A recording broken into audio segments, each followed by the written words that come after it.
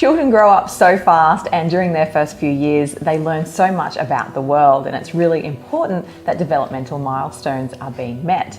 But what are they, and when is it time to get concerned? So tell me, what are they first? What are developmental milestones? So developmental milestones are basically just markers in the road that we use to sort of just check how people are progressing, seeing how they're going and where they should be headed along the way. Yep. There's lots of different areas that we look at for developmental milestones. So things like physical abilities, so fine motor and gross motor skills.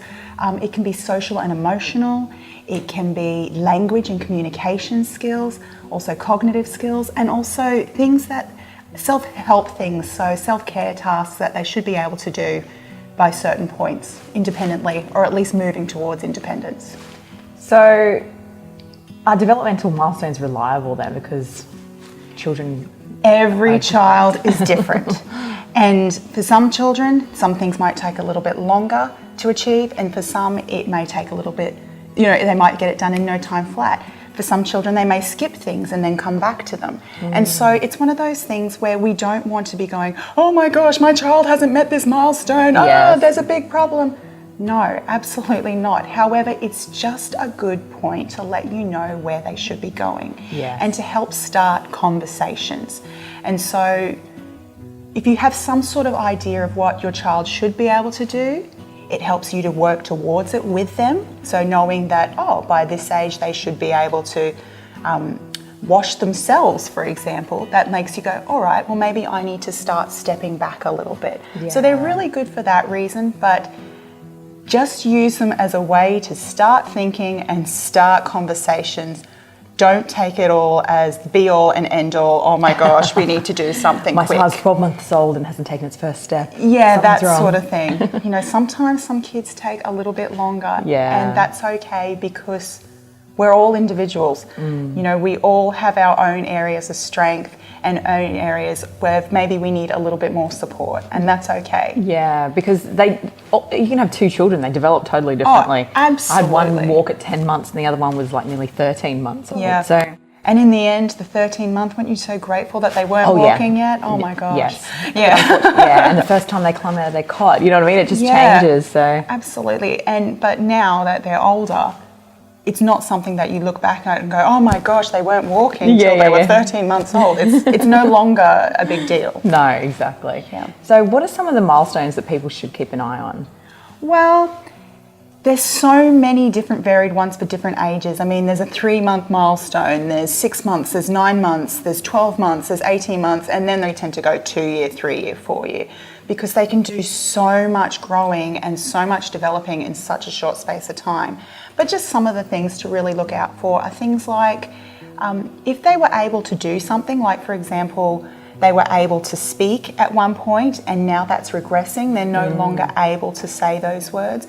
That might be something to think about if they were able to do something, and I'm talking consistently, not like they did it once. I'm talking they were doing things consistently and now they're not. That might be something for you to go, oh, I might need to go and talk to my GP about that, just to make sure that everything's still on the right track.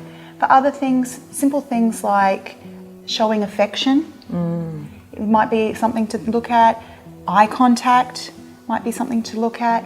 As they're getting older, they should be starting to mimic different things that they see around them, so imaginary play. So you'll have little ones and they'll hold different toys and they'll be blah, blah, blah, blah, blah, blah, blah, blah, and talking to one another. They're...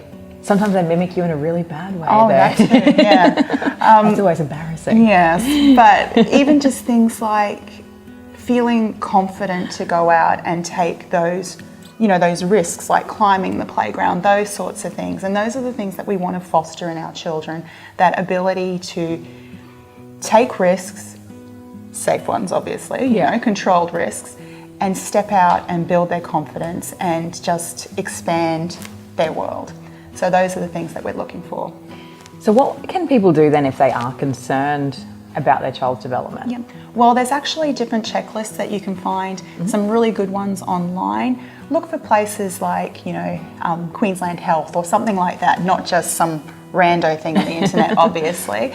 Dr. Google. Yeah, look for something that is... Reputable. Yes, is the word. absolutely. Yeah. So look for something like that. There's different milestone checklists to have a look through. Talk to people like your daycare educators, talk to your GP, and of course there's always us at Mission Australia as well, the ECEI team. We are more than happy to help you out.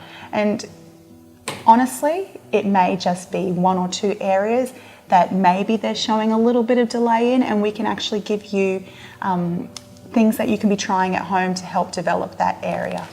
A lot of the time, it's okay. Yeah. But just start conversations. That's the most important thing. And I think, mother's intuition, we Yeah. kind of know when something's not quite right and we ignore it, and then the longer you leave it, the bigger issue it is. It can be, yeah. Talking to other parents as well, trying not to compare your kid too much because, like we've said already, every child is an different. individual. Yeah. It's Yes. everyone develops in different ways at different times. However, if it starts becoming more and more pronounced, then talk to your GP. It's always a good place to go. Sounds great. It's normal to wonder whether your child has missed any milestones. So if you suspect that your child may have a developmental delay, help is definitely available. So get in touch with the wonderful team at Mission Australia today. There's no diagnosis needed. They'll just help you out. So go on in.